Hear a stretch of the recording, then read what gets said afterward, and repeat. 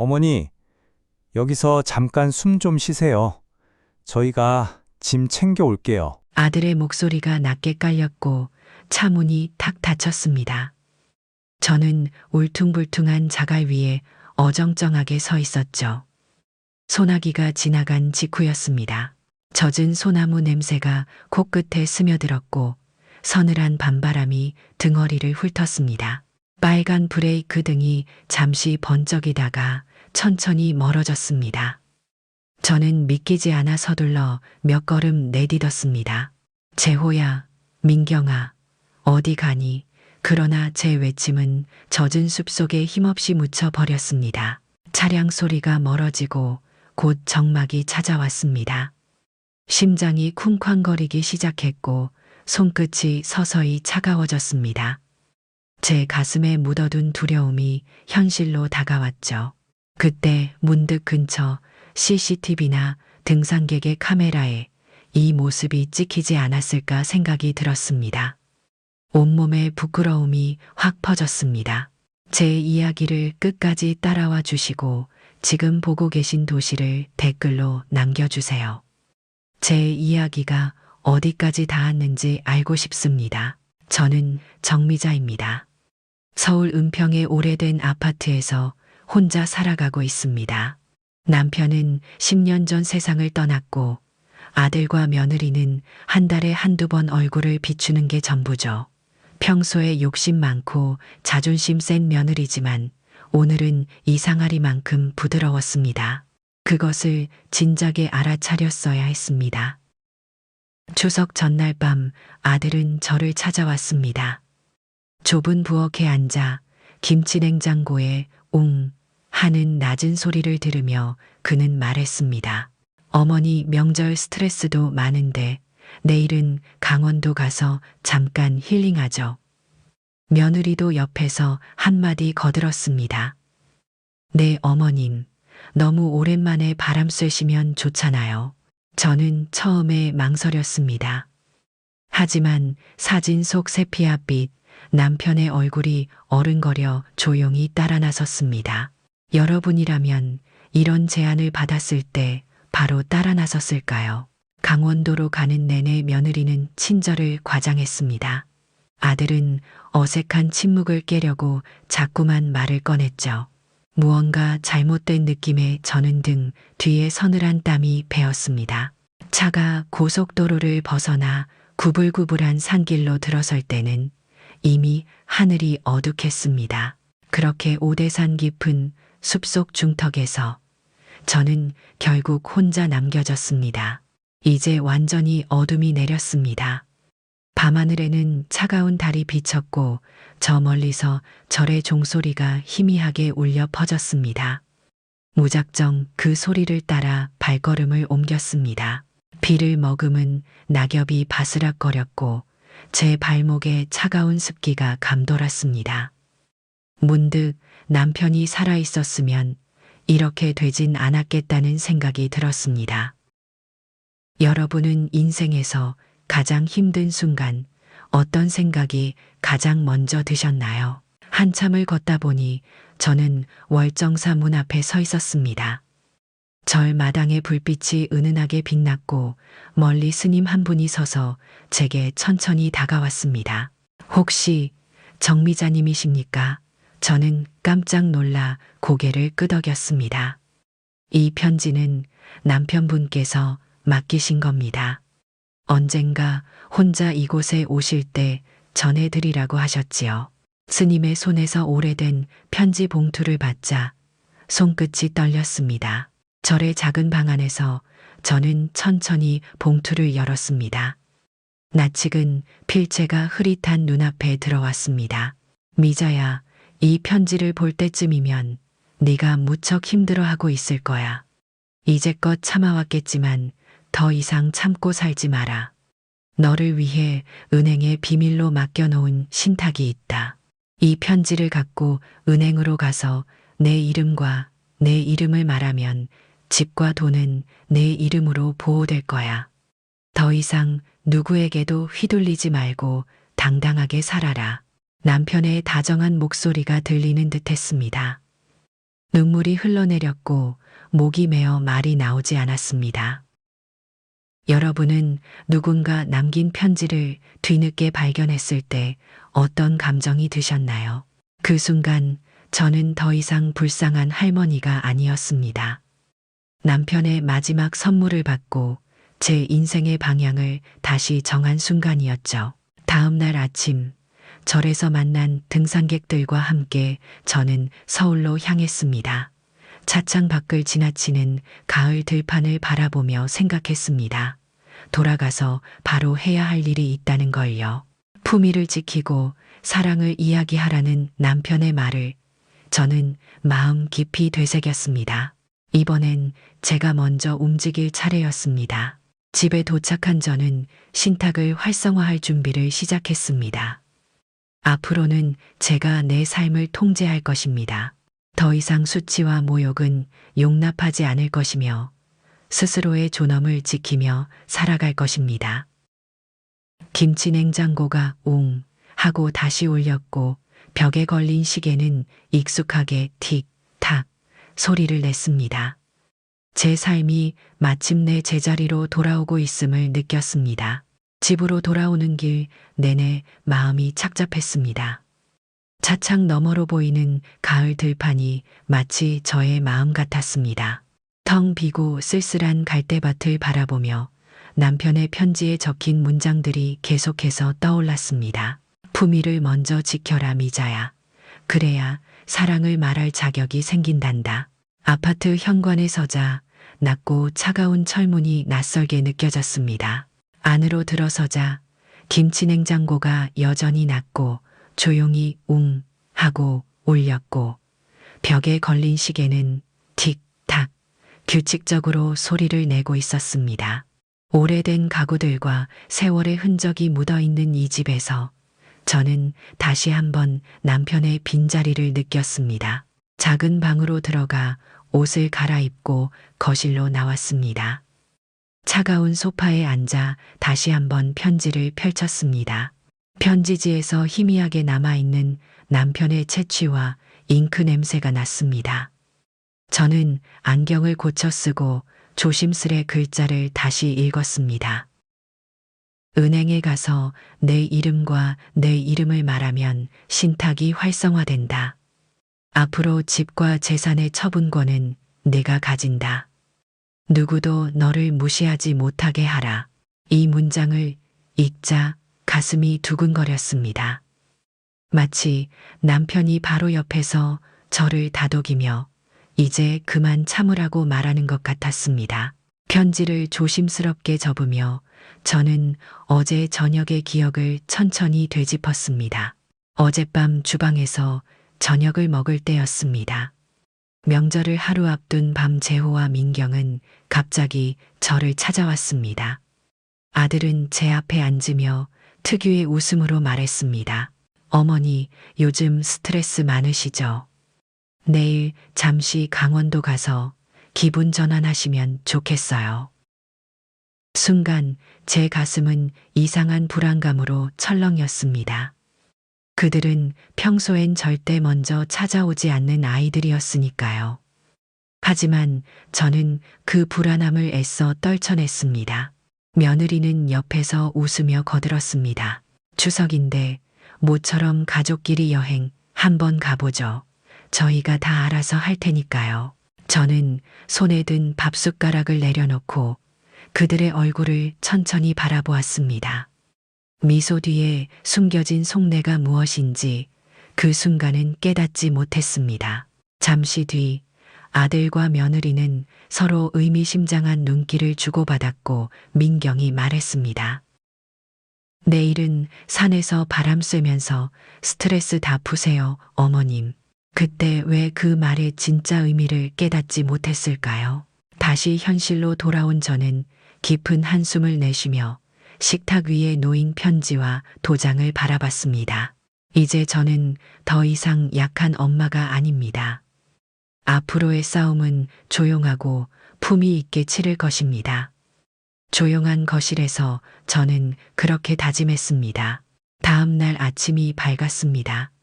은행 개점 시간보다 한참 일찍 눈이 떠졌습니다. 밤새 비가 내렸는지 창문엔 촉촉한 물방울이 맺혀 있었고 젖은 아스팔트 냄새가 희미하게 방 안으로 스며들었습니다. 평소보다 느리게 움직이며 외출 준비를 마쳤습니다. 옷장 깊숙이 넣어뒀던 자줏빛 한복을 꺼내 입고 현관문을 나섰습니다. 버스를 타고 은행으로 가는 내내 제 손은 떨림을 멈추지 않았습니다. 남편이 남겨놓은 신탁, 이제껏 전혀 몰랐던 사실입니다. 남편은 제가 이런 날을 맞게 될 줄 알았던 걸까요? 은행 안은 고요했습니다.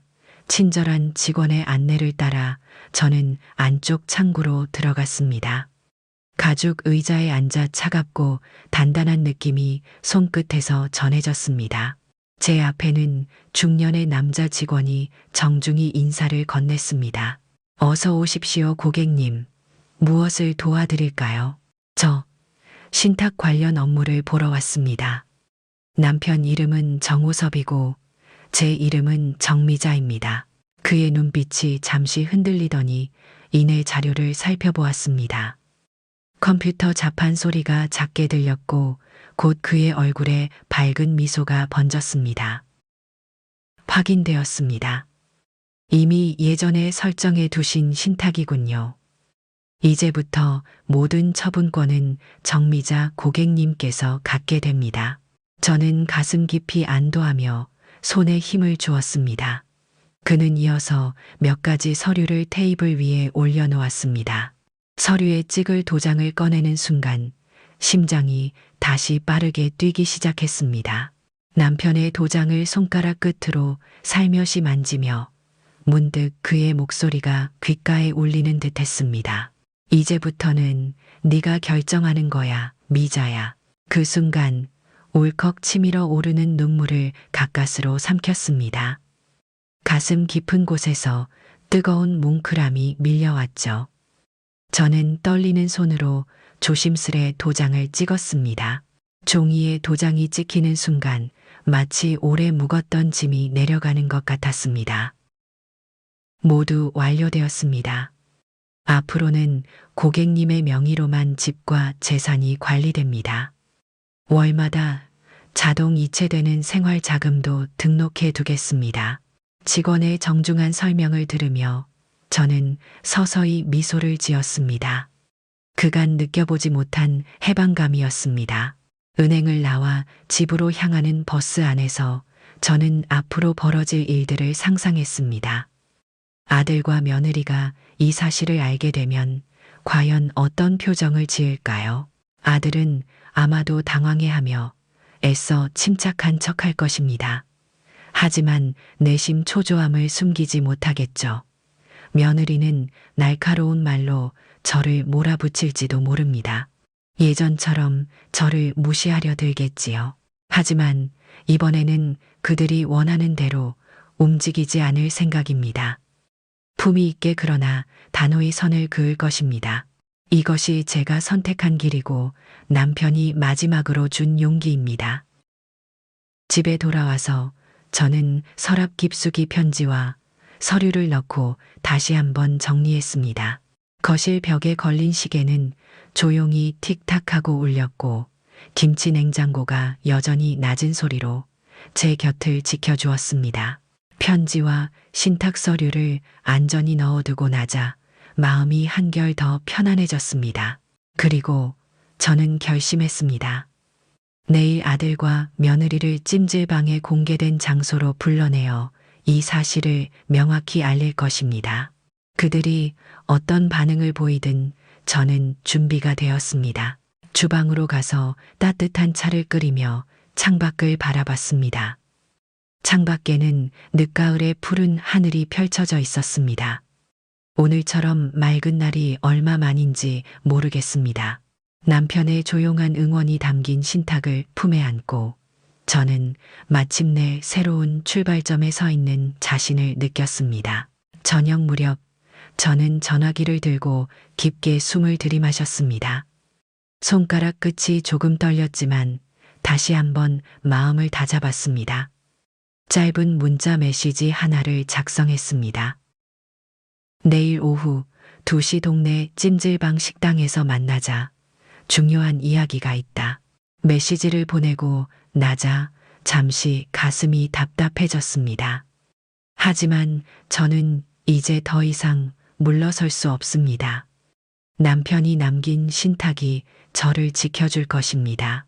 다음 날 오후 준비를 마치고 집을 나섰습니다. 버스 정류장으로 걸어가는 길, 하늘이 잔뜩 흐려 있었습니다. 두꺼운 외투를 몸에 두르고도 바람이 차갑게 느껴졌습니다.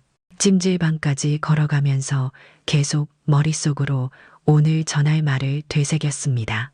거리에 가득한 사람들 속에서 저는 제 자신을 위로했습니다. 괜찮아, 미자야. 이젠 내가 주도하는 거야. 찜질방 입구에 다다르자 익숙한 뜨거운 수증기 냄새가 코끝에 닿았습니다. 실내에 들어서자 사람들의 웅성거림이 들려왔고 플라스틱 쟁반 부딪히는 소리가 공간을 가득 채웠습니다. 식당 안쪽 조용한 자리에 앉으며 주변을 천천히 둘러보았습니다. 사람 많은 공개된 장소라면 아들과 며느리도 쉽게 감정을 드러내지 못할 것입니다. 잠시 뒤 식당 입구에서 아들과 며느리의 모습이 보였습니다. 그들의 표정은 예상대로 어둡고 긴장돼 보였습니다. 가까이 다가온 아들이 불편한 듯 인사했습니다. 어머니, 여긴 무슨 일로? 꼭 이런 곳에서 만나야 했어요. 저는 차분히 미소 지으며 대답했습니다. 그래야 서로가 실수하지 않겠지.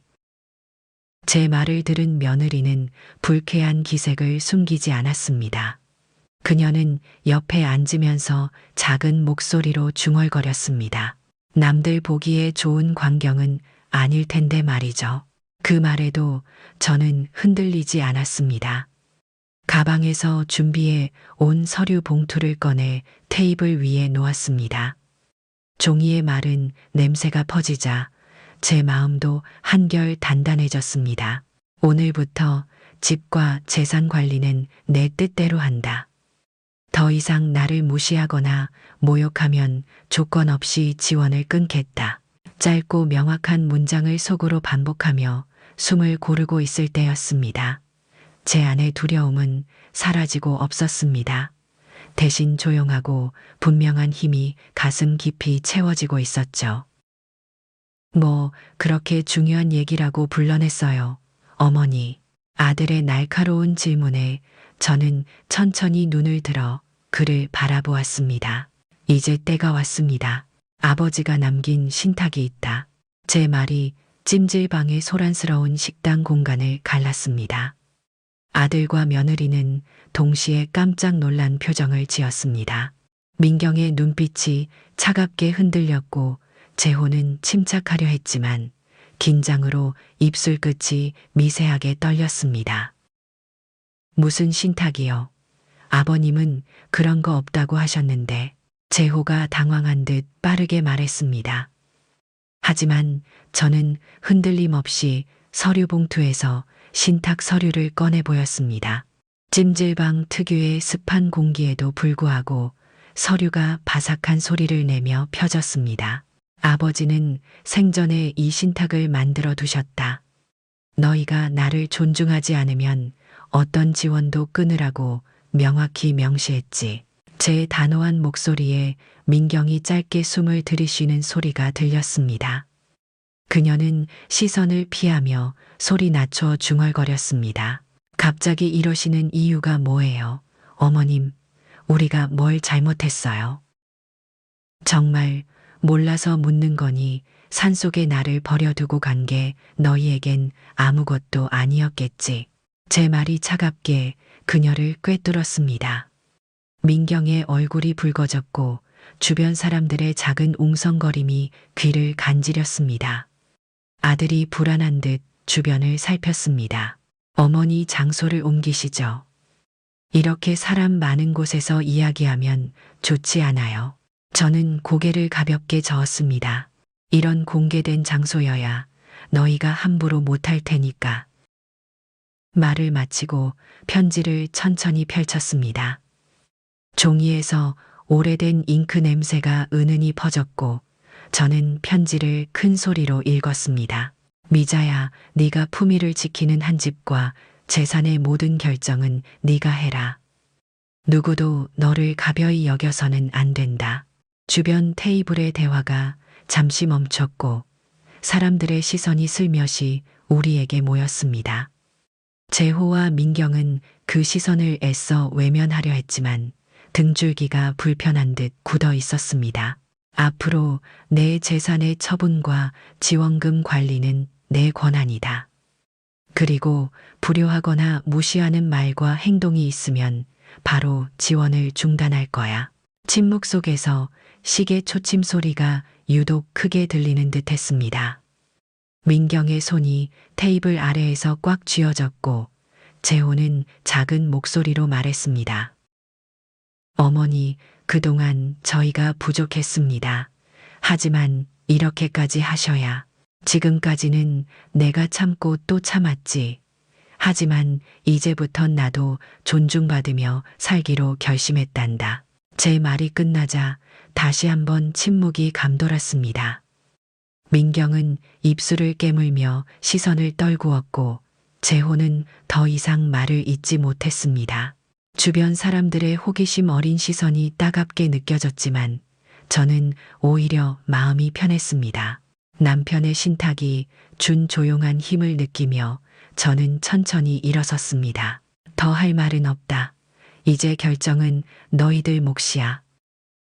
식당을 나오는 제 발걸음은 어느 때보다 가벼웠습니다. 이제 진짜 내 삶이 시작된 느낌이었죠. 찜질방에서 돌아오는 길, 밤하늘에는 조용히 가랑비가 내리고 있었습니다. 길 위로 번지는 가로등 빛이 젖은 보도블록 위를 부드럽게 비추었고 축축한 공기가 볼을 스쳤습니다. 걸음마다 한기가 느껴졌지만 마음만큼은 어느 때보다 가벼웠습니다. 현관문을 열고 집 안에 들어서자 익숙한 김치 냉장고의 낮은 진동 소리가 저를 맞아주었습니다. 조금 전까지만 해도 긴장감 속에 서 있던 제 마음이 천천히 풀어졌습니다. 가방을 내려놓고 거실 소파에 앉아 등허리에 묵직한 피로가 전해졌습니다. 저녁 내내 있었던 일들이 다시 떠오르며 마음을 복잡하게 했습니다. 제가 정말 잘한 걸까요? 다음 날 아침 일찍 저는 오랜만에 목욕탕으로 향했습니다. 동네에서 자주 가는 작은 목욕탕은 언제나처럼 익숙한 소음과 습기로 가득했습니다. 뜨거운 물줄기가 피부 위를 타고 흐르자 마음속 깊은 긴장도 조금씩 풀어졌습니다. 목욕탕 친구들인 백숙과 오미는 이미 탕 안에서 기다리고 있었습니다. 미자, 언니 얼굴 좋아졌네. 어제 잘 끝났어. 오미가 반갑게 제 손을 잡으며 물었습니다. 백숙도 옆에서 걱정 어린 눈빛으로 바라봤습니다. 어제 이야기 듣고 걱정 많이 했어. 괜찮아. 저는 살짝 웃으며 고개를 끄덕였습니다. 이제야 숨 좀 쉬는 기분이야. 하지만 마음이 마냥 편하지만은 않네. 처음이 그렇지.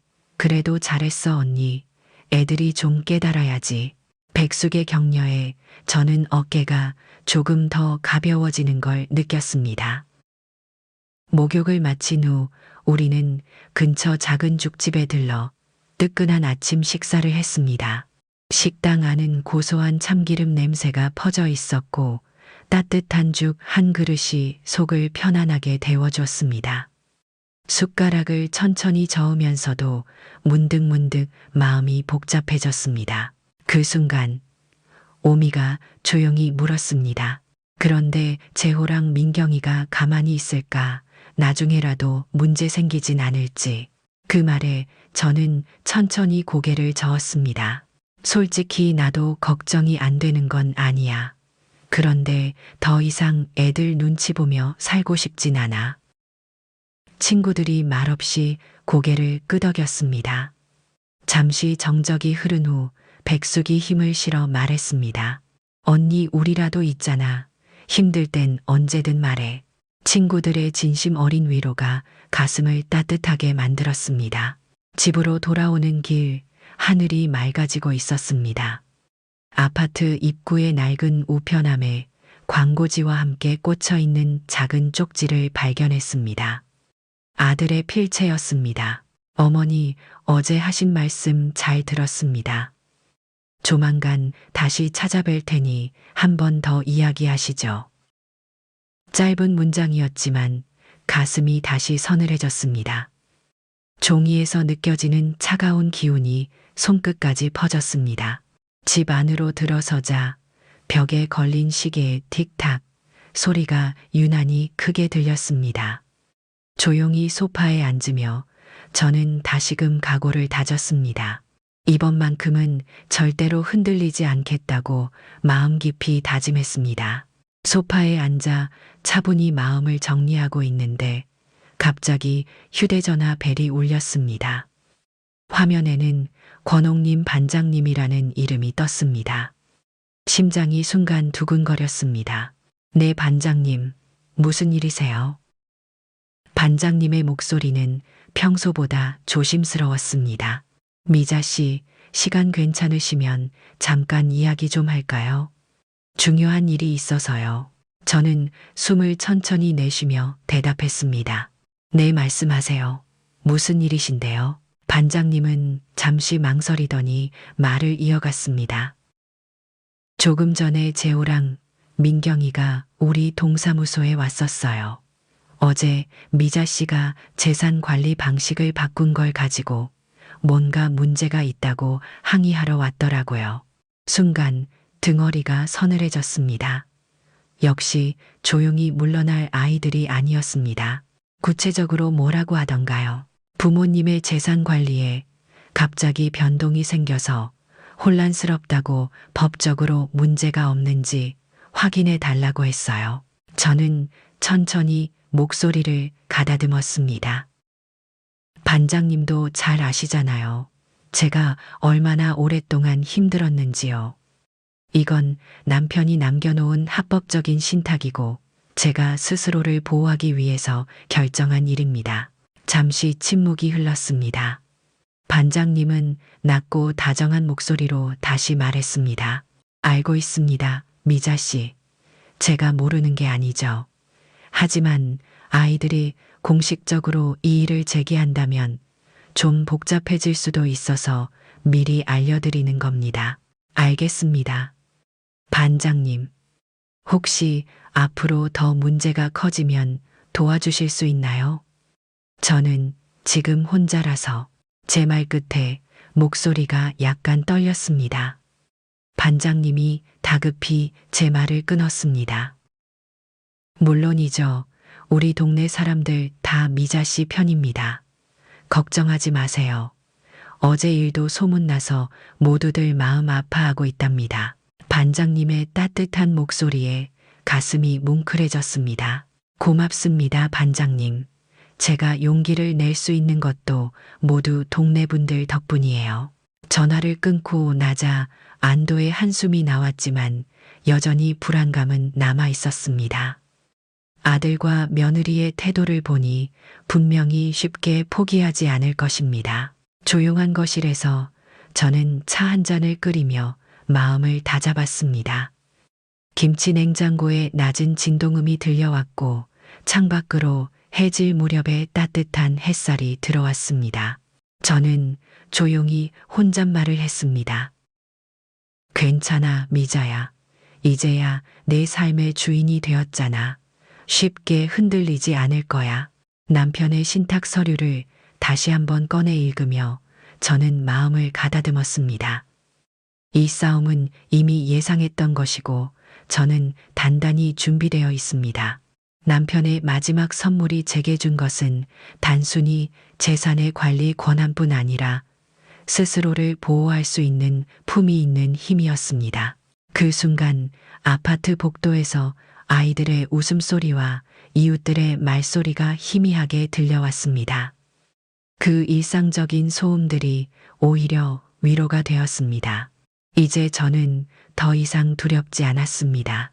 싸움은 아직 끝나지 않았지만 적어도 이제는 혼자가 아니라는 사실을 잘 알고 있으니까요. 어느 날 오후 현관문 밖에서 낯익은 발소리가 들렸습니다. 조심스럽게 문을 열어보니 이웃인 오미가 다급한 얼굴로 서 있었습니다. 미자 언니 잠깐 들어가도 돼. 기니 할 말이 있어. 저는 불안한 마음으로 그녀를 거실로 안내했습니다. 오미는 소파에 앉자마자 숨을 가다듬으며 말했습니다. 방금 시장 갔다가 들었는데 재호랑 민경이가 변호사 사무실에 다녀갔대. 언니랑 싸우려나 봐. 가슴이 순간 서늘해졌습니다. 예상했던 일이었지만 실제로 벌어진다는 사실이 피부로와 닿으니 몸이 떨렸습니다. 정말인가? 설마 진짜 법적으로 싸우려고 할 줄은. 오미는 고개를 끄덕이며 제 손을 잡았습니다. 그동안 너 참느라 힘들었잖아. 하지만 이번엔 단단히 준비해야 할 것 같아. 저는 잠시 말없이 창밖을 바라봤습니다. 가을 햇빛이 조용히 거실에 스며들었고 시계의 틱탁 소리만이 침묵을 깨고 있었습니다. 마음은 복잡했지만 더 이상 물러설 곳이 없었습니다. 그래, 나도 각오는 하고 있었어. 하지만 막상 이렇게 되니까 좀 마음이 무겁네. 오미는 제 어깨를 살며시 두드리며 말을 이었습니다. 너 혼자 싸우지 않을 거야. 우리도 있고 동네 사람들도 다 내 편이니까. 그녀의 말이 큰 위로가 되었습니다. 혼자라고 생각했던 싸움이 사실은 그렇지 않다는 걸 다시금 깨달았습니다. 오미가 돌아간 뒤 저는 바로 신탁 서류와 남편의 편지를 꺼내 탁자 위에 펼쳤습니다. 종이에서 오래된 잉크 냄새가 퍼지며 남편의 글씨가 또렷이 눈에 들어왔습니다. 품위를 잃지 말고 당당히 맞서라. 너는 혼자가 아니다. 편지의 마지막 문장을 읽자 눈시울이 뜨거워졌습니다. 남편이 예견했던 일일까요? 제가 외로움과 싸워 이길 수 있도록 준비했던 그의 마지막 선물이었습니다. 저는 서류를 꼼꼼히 정리하며 깊이 숨을 들이마셨습니다. 지금부터는 냉정하고 치밀하게 준비해야 합니다. 더 이상 아들과 며느리의 행동에 흔들리지 않을 것입니다. 저녁이 다가올수록 창밖에는 어둠이 조금씩 내려앉았습니다. 그 어둠 속에서도 저는 마음을 단단히 다졌습니다. 이제 본격적인 싸움이 시작될 것입니다. 하지만 저는 확신했습니다. 이 싸움에서 결코 품위를 잃지 않을 것이라고요. 다음 날 아침 일찍 저는 집을 나서 변호사 사무실로 향했습니다. 가을의 서늘한 공기가 얼굴을 스쳤고 거리에 흩어진 낙엽들이 바람 따라 조용히 흔들렸습니다. 평소에는 잘 느끼지 못했던 도심의 소음마저 오늘따라 크게 들리는 듯 했습니다. 약속된 시각보다 조금 일찍 사무실에 도착하자 변호사 박상훈 씨가 친절히 저를 맞았습니다. 박 변호사는 오랜 지인이었기에 제 상황을 잘 알고 있었습니다. 모시느라 수고하셨습니다. 미자님, 상황은 대략 들었습니다만 좀 더 구체적으로 말씀해 주시겠습니까? 그의 진지한 표정에서 믿음직함이 느껴졌습니다. 저는 준비한 서류를 테이블 위에 천천히 올려놓았습니다. 남편이 생전에 마련해 놓은 신탁입니다. 아이들이 최근 이 결정을 번복하려고 하는 모양이에요. 그는 서류를 꼼꼼히 살펴보며 가볍게 고개를 끄덕였습니다. 잠시 뒤 안경을 고쳤으며 입을 열었습니다. 법적으로 매우 확실한 서류입니다. 고인의 의사가 명확하고 서명과 도장도 확실하니 걱정하지 않으셔도 됩니다. 변호사의 말에 긴장했던 어깨가 조금 내려왔습니다. 하지만 저는 여전히 불안감을 숨길 수 없었습니다. 그래도 아이들이 변호사까지 찾았다고 하니 뭔가 복잡한 문제가 생기지 않을까요? 그는 조용히 미소를 지으며 저를 안심시켰습니다. 자녀들이 주장할 수 있는 부분이 제한적입니다. 어머님이 명확히 재산의 처분권을 가지고 계시니까요. 단 정서적인 압박이나 심리적 공격을 받을 가능성은 있습니다. 미리 대비하시는 게 좋습니다. 저는 숨을 천천히 들이쉬었습니다. 박 변호사가 테이블 너머에서 눈을 맞추며 다시 말을 이었습니다. 가장 중요한 건 지금까지와는 다르게 강하고 명확하게 의지를 보여주셔야 한다는 겁니다. 이 부분에 대해선 준비가 되셨나요? 그의 질문에 저는 조용히 고개를 끄덕였습니다. 마음속 깊은 곳에서 조용한 용기가 솟아오르는 걸 느꼈습니다. 네, 변호사님. 이제 더 이상 아이들의 눈치를 보며 살지 않을 겁니다. 남편이 마지막으로 준 기회를 꼭 지켜내겠습니다. 박 변호사는 만족한 듯 미소를 지었습니다. 그는 몇 가지 서류를 꺼내 테이블 위에 펼치며 추가 설명을 이어갔습니다. 그럼 혹시 있을지 모를 법적 분쟁을 대비해 몇 가지 서류를 준비합시다. 어머님이 작성하셔야 할 진술서와 증거물 목록입니다. 서류 위로 펜을 들고 천천히 적기 시작했습니다. 종이 위로 서걱거리는 펜 소리가 작지만 선명하게 귀에 들어왔습니다.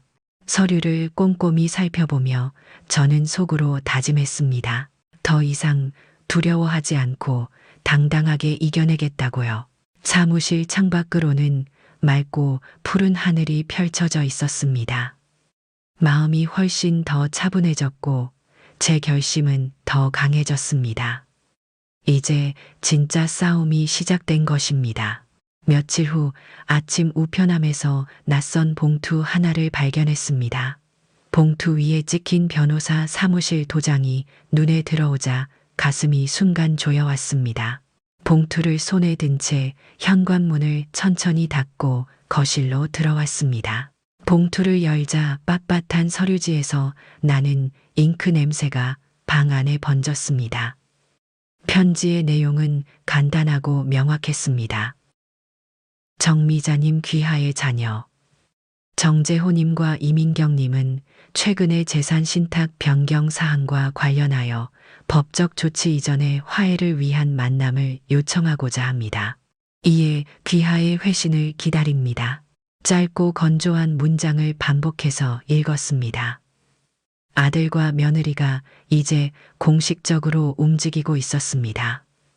제 입장에서 봤을 때 이 편지는 타협이 아니라 분명한 경고였습니다. 잠시 후 저는 편지를 들고 조심스럽게 박상훈 변호사에게 전화를 걸었습니다. 박 변호사님, 방금 아이들 쪽 변호사에게 편지가 왔어요. 화해를 위한 만남을 요청한다는데 어떻게 하는 게 좋을까요? 전화기 너머로 박 변호사의 차분한 목소리가 들려왔습니다. 화해 제안을 무조건 거절하는 건 좋지 않습니다. 다만 조건을 확실히 해야 합니다. 장소는 공공장소로 잡으시고 반드시 제3자의 입회하에 이루어져야 합니다. 그의 명확한 조언에 저는 깊이 공감했습니다. 더 이상 조용히 당할 생각은 없습니다. 제 입장을 명확히 전달할 필요가 있었습니다. 알겠습니다. 변호사님 말씀대로 그렇게 진행하겠습니다. 전화를 끊고 잠시 생각에 잠겼습니다. 창밖에서는 차가운 비가 조용히 창문을 두드리고 있었습니다. 빗방울이 유리창 위로 흘러내리는 모습에 제 마음도 어지러웠습니다. 저는 깊게 숨을 들이마신 뒤 편지의 답장을 작성하기 시작했습니다. 귀하들의 요청을 받아들이겠습니다. 단만남은 반드시 공공장소에서 진행하며 제3자의 입회를 조건으로 합니다. 편지를 봉투에 넣고 난 뒤 마음은 여전히 불안했지만 동시에 단호한 결의도 느껴졌습니다. 오후가 되자 다시 집을 나섰습니다. 마음을 진정시키기 위해 목욕탕에 들러 친구들과 이야기를 나누기로 했습니다. 목욕탕에 들어서자 익숙한 온기와 습기가 긴장된 몸과 마음을 부드럽게 풀어주었습니다. 백숙이 다가와 걱정 어린 목소리로 물었습니다. 무슨 일이 있었어? 얼굴이 어두워 보이는데. 아이들이 변호사 통해서 만나자고 연락이 왔어. 화해인지 뭔지 하자는 모양이야. 제 말을 들은 오미가 옆에서 가볍게 혀를 찼습니다. 세상에, 그 아이들 정말 못됐다. 이제 와서 화해 자기들 유리한 대로 하겠다는 거잖아. 백숙이 제 등을 토닥이며 따뜻한 말을 건넸습니다. 그래도 언니가 현명하게 대처할 수 있을 거야. 절대 혼자 가지 말고 꼭 누군가랑 같이 가. 저는 친구들의 말에 힘을 얻으며 천천히 미소 지었습니다. 걱정하지 마. 이미 변호사님이 잘 도와주시기로 했어. 목욕탕을 나서면서 저는 다시 한번 결심했습니다. 이번 만남에서 절대 흔들리지 않을 것이며 품위와 존엄을 지키며 제 뜻을 분명히 전할 것입니다. 거리의 비는 이제 그쳤고 차가운 공기 속에서 저는 앞으로의 어려운 만남을 위해 마음의 준비를 단단히 다졌습니다. 약속한 날이 찾아왔습니다. 저는 박 변호사와 함께 미리 정한 도심의 작은 카페로 향했습니다. 입구 문을 열자 커피 향과 사람들의 대화 소리가 부드럽게 공간을 채우고 있었습니다. 구석자리에서 아들과 며느리가 이미 앉아 기다리고 있었습니다. 재호와 민경의 표정은 예상대로 굳어 있었고 제가 변호사와 함께 나타나자 더 불편한 기색을 숨기지 않았습니다. 어머니 가족끼리 이야기를 나누자고 했는데 왜 굳이 변호사까지 데리고 오셨어요? 재호의 목소리가 날카롭게 울렸습니다. 하지만 저는 당황하지 않고 차분하게 앉으며 말했습니다. 이렇게 된 이상 법적인 조언을 듣는 게 맞다고 생각했다. 민경은 팔짱을 끼고 제 말을 가로막았습니다. 어머님이 이렇게까지 나오실 줄은 몰랐네요. 저희가 무슨 큰 잘못이라도 했나요? 저는 가볍게 숨을 내쉬고 민경을 똑바로 바라봤습니다. 산속에 나를 버려두고 떠났던 일, 그렇게 빨리 잊었니? 제 말이 끝나자 아들과 며느리의 표정이 굳어졌습니다. 재호는 당황스러움을 감추며 목소리를 낮췄습니다. 그 일은 정말 죄송합니다. 어머님께서 상처받으셨다면 사과드릴게요. 하지만 재산 문제는 또 다른 문제 아닌가요? 박 변호사가 조용히 목소리를 냈습니다. 정미자님은 합법적으로 권리를 행사하셨습니다. 돌아가신 아버님이 명확히 문서를 남기셨고 법적으로도 아무 문제가 없습니다. 민경의 얼굴이 붉어졌고 그녀는 손을 떨며 컵을 테이블 위에 3개 내려놓았습니다. 가족 간의 문제를 왜 자꾸 법으로 가져가려는 거죠?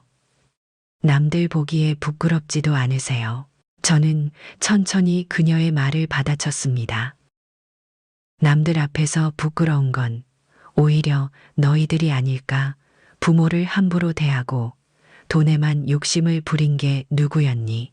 카페 안의 소음이 잠시 멈춘 듯 주변 사람들이 조용히 우리 쪽을 바라봤습니다. 재호는 주변의 시선을 느꼈는지 더욱 목소리를 낮춰 말했습니다. 이런 식의 공개적인 대화는 정말 원하지 않았어요. 이젠 그만하시고 저희 제안을 들어주세요. 화해하고 서로 좋게 넘어가자는 거예요. 저는 더 이상 참지 않았습니다.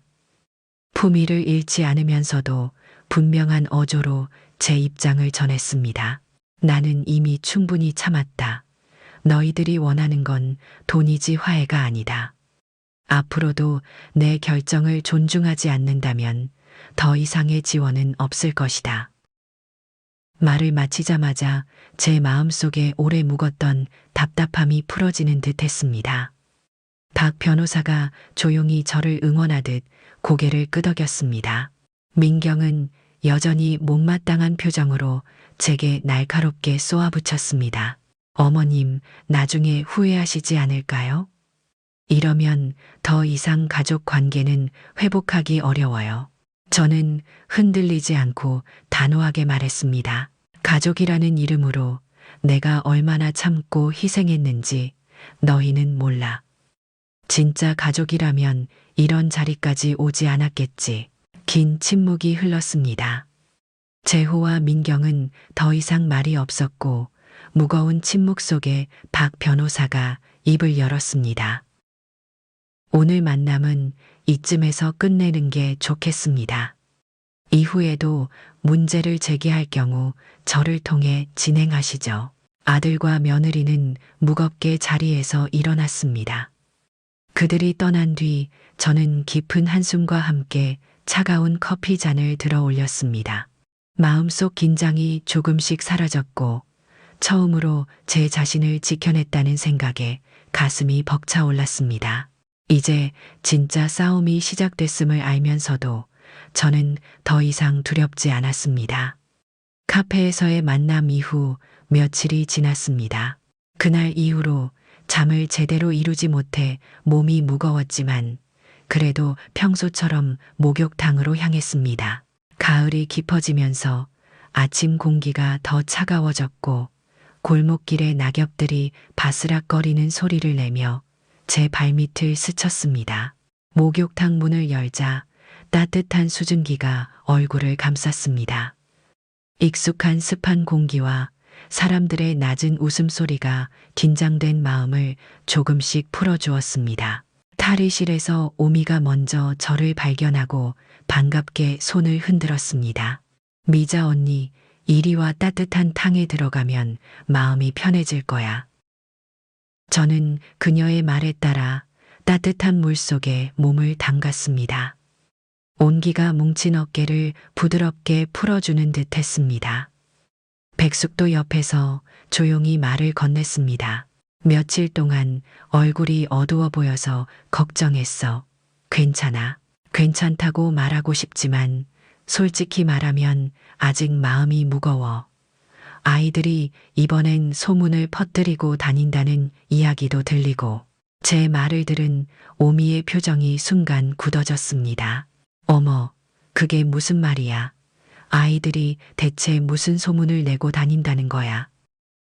저는 깊은 한숨을 쉬며 어렵게 입을 열었습니다. 내가 돈에 욕심이 많아서 가족 간의 갈등을 만든다더라고. 내가 혼자 편하게 살겠다고 자식들을 몰아냈다는 이야기까지 한다고 하네. 목욕탕 안은 잠시 침묵이 흘렀습니다. 물이 떨어지는 작은 소리만이 그 정적을 깨뜨렸습니다. 백숙이 먼저 분노한 목소리로 말을 꺼냈습니다. 세상에 어떻게 그렇게 못된 소문을 퍼뜨릴 수가 있어. 너야말로 누구보다 참고 살아왔잖아. 오미도 가슴 아픈 듯 저를 바라보며 위로했습니다. 언니, 이런 거 신경 쓰지 마. 우리 다 알고 있어. 언니가 얼마나 고생했고 얼마나 착한 사람인지 말이야. 친구들의 따뜻한 위로에 눈시울이 뜨거워졌습니다. 저는 물속에 손을 담그며 조용히 말했습니다. 이제는 그냥 마음이 아파. 내가 낳은 자식인데 이렇게까지 해야 하나 싶고. 제 말에 친구들은 동시에 고개를 저었습니다. 백숙이 결연히 말했습니다. 미자 언니, 네가 잘못한 거 하나도 없어. 우리가 다 언니 편이니까 걱정하지 마. 소문 따위는 금방 사라질 거야. 목욕을 마치고 집으로 돌아오는 길에 동네 슈퍼 앞을 지나는데 평소 친하게 지내던 가게 주인이 조심스럽게 말을 걸었습니다. 미자 씨 이상한 소문이 돌아서 걱정했어요. 저는 물론 안 믿지만 사람들 입이 무서워서 저는 억지로 미소 지으며 가볍게 고개를 끄덕였습니다. 고마워요. 그런데 정말 괜찮아요. 시간이 지나면 다 알게 되겠죠. 집으로 들어서자마자 저는 피로감에 몸을 소파에 기대었습니다. 거실의 시계가 틱탁 규칙적인 소리를 내며 무거운 침묵을 채웠습니다. 잠시 후 전화가 울렸습니다. 이번엔 권옥님 반장님이었습니다. 미자 씨, 잠깐 통화 괜찮아요. 걱정이 돼서 전화했어요. 저는 작게 한숨을 쉬며 말을 꺼냈습니다. 소문 때문에 그러시죠? 저도 방금 들었어요. 반장님은 따뜻하게 저를 위로했습니다. 동네 사람들 대부분이 미자 씨를 믿고 있어요. 그러니까 절대 마음 쓰지 말아요. 제가 알아서 그런 헛소문은 싹 잠재울 테니까요. 전화를 끊고 나자 마음속 무거웠던 긴장이 조금씩 풀리기 시작했습니다. 그렇지만 동시에 이제는 법적인 문제뿐만 아니라 더 힘든 마음의 싸움을 준비해야 한다는 것을 깨달았습니다. 창밖으로 서늘한 바람이 불어왔습니다. 저는 마음을 굳게 먹고 앞으로의 싸움을 다시 한번 다짐했습니다. 이젠 혼자가 아니라는 사실이 분명히 느껴졌으니까요. 저는 더 이상 가만히 있을 수 없었습니다. 동네에서 번지는 소문을 그대로 두고 볼 수는 없었습니다. 잠시 고민한 끝에 저는 직접 이웃들을 초대해 진실을 말하기로 했습니다. 다음 날 오후 작은 거실을 깨끗이 정돈하고 따뜻한 차와 간단한 간식을 준비했습니다. 평소 친하게 지내던 권 반장님 백숙과 오미 그리고 몇몇 이웃들이 저희 집을 방문했습니다. 모두 자리에 앉아 잠시 어색한 침묵이 흘렀습니다. 처음으로 권 반장님이 입을 열었습니다. 미자 씨, 우리도 소문 듣고 많이 걱정했어요. 그런데 사실 그동안 너무 힘들었다는 걸 왜 진작 말하지 않았어요? 그 말에 가슴이 뭉클해졌습니다. 저는 잠시 말을 잇지 못하다가 어렵게 입을 열었습니다. 사실 창피했어요. 가족 문제를 남들에게 알린다는 게 쉽지 않았거든요. 옆에서 백숙이 따뜻하게 제 손을 잡아주며 말했습니다. 언니, 그럴 필요 없어. 우린 다 같은 동네에 사는 한 가족이나 마찬가지잖아. 저는 가볍게 웃으며 그동안 있었던 일을 천천히 말하기 시작했습니다. 오대산에서 있었던 충격적인 사건, 남편이 남긴 편지와 신탁 그리고 최근 아이들과의 갈등까지 차분하게 설명했습니다. 이야기를 듣던 이웃들의 표정이 점점 진지해졌습니다. 권 반장님은 특히 깊은 한숨을 내쉬었습니다. 이렇게 힘든 일을 혼자서 참아온 줄은 정말 몰랐네요. 우리는 그저 작은 소문들에만 신경을 썼지 정작 미자 씨가 겪는 고통을 제대로 알지 못했어요. 반장님의 진심 어린 말에 다른 이웃들도 고개를 끄덕이며 위로의 말을 전했습니다. 방안이 다시 온기로 가득 차기 시작했습니다. 오미는 진지한 얼굴로 말했습니다. 우리 이제 미자 언니가 혼자 싸우지 않도록 함께 도와야겠어. 말도 안 되는 소문은 우리가 앞장서서 바로잡자고. 이웃들의 따뜻한 말과 표정에 저는 가슴이 벅차올랐습니다. 창밖에선 저녁 무렵의 부드러운 햇살이 방 안으로 스며들었습니다. 그 햇살 아래서 모두가 마치 가족처럼 느껴졌습니다. 차를 한 모금 마시며 저는 조용히 입을 열었습니다. 처음엔 혼자 싸우려 했어요. 하지만 여러분들이 이렇게 든든히 있어 주시니 앞으로도 무슨 일이 있어도 버텨낼 수 있을 것 같아요.